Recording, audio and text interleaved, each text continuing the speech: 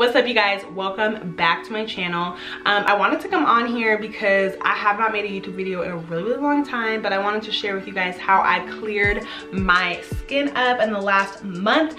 I'm going to be posting some before and after pictures right now so you guys can see the shape my skin was in before and where it's at now. Of course, I have never been somebody who struggled with acne, but this is just how I cleared up my skin. For what my skin usually looks like, usually is pretty clear. So when I get a breakout, it's definitely because I'm doing something wrong and I'm being lazy or I'm too stressed.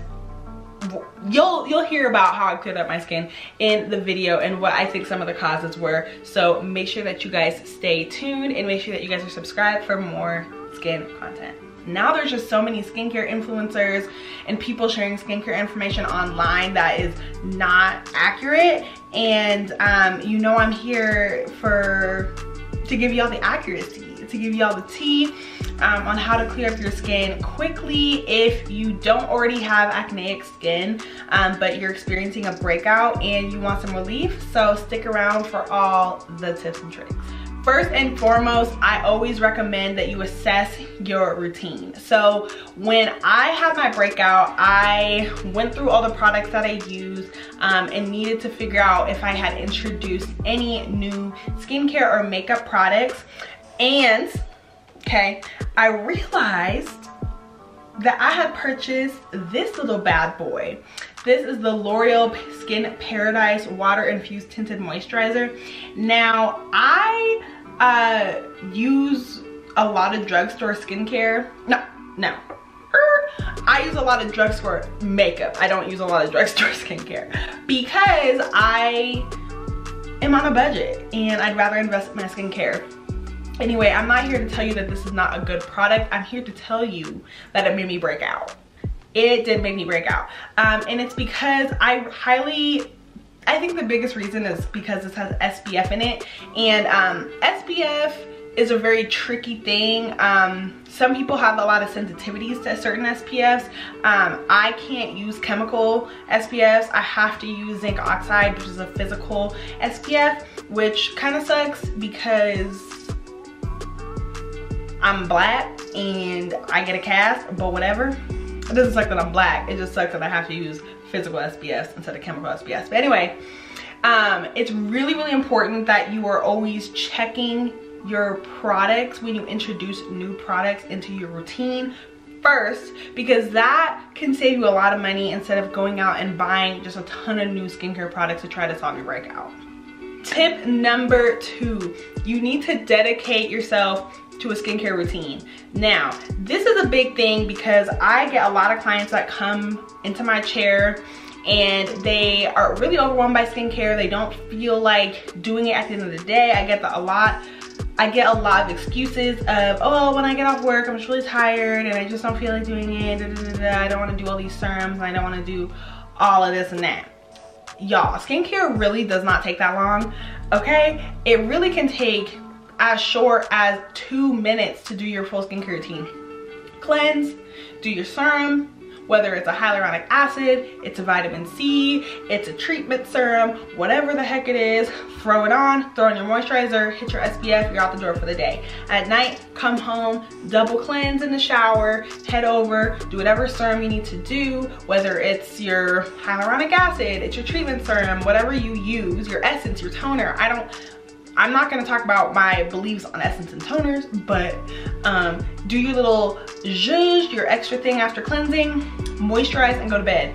Super easy. So I decided I really need to dedicate myself to my routine again because I was going through a little moment last month. I was going through a moment where I was sleeping in my makeup and I just was being really, really lazy, even though I'm an esthetician. Shh, don't tell nobody, but even we have slip-ups, okay? And I had to really reel it back in, focus on doing the routine. Next up is my favorite aspect because I am an esthetician, so I love skincare treatments. 2 things that I did that really helped control my breakout was 1, a chemical peel. Why did I do my pinky? one, a chemical peel.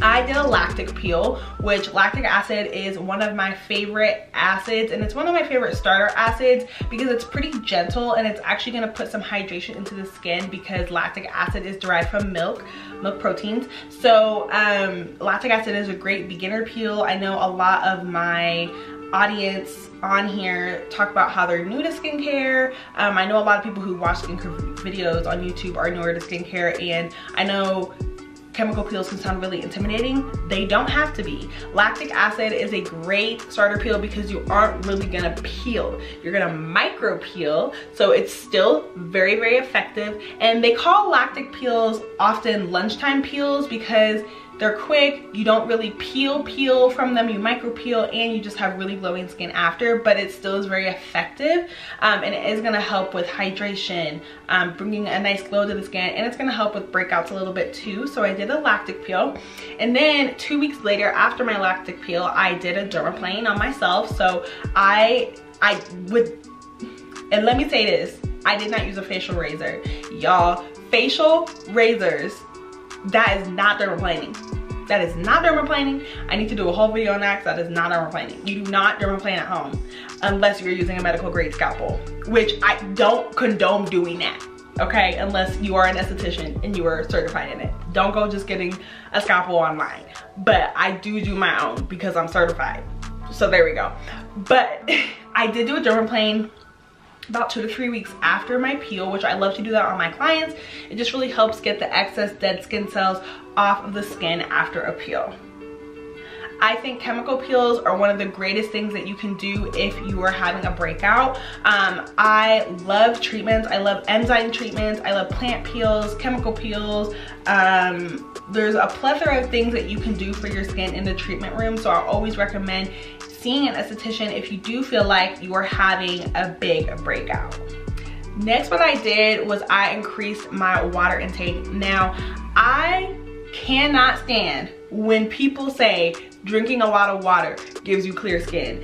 That is not a thing, okay? Drinking water does not give you clear skin. If it did, we'd all be walking around with porcelain skin. No. But what drinking water does, just increasing your water intake, it just keeps you from drinking sugary drinks, like juices, sodas. I don't drink soda, but juices, just stuff that's BS for your body. And when you have a lot of sugar intake in the skin, it increases inflammation in the skin, which in part makes you break out. So just drinking a lot of water just helps keep your body not as inflamed, which is gonna help your skin be clearer. And number 5, which is the most important one, is I managed my stress intake. Now, stress can be a huge issue for the skin. Stress management is super, super important if you're trying to work on controlling breakouts in the skin. Stress has such a crazy impact on our body's chemistry.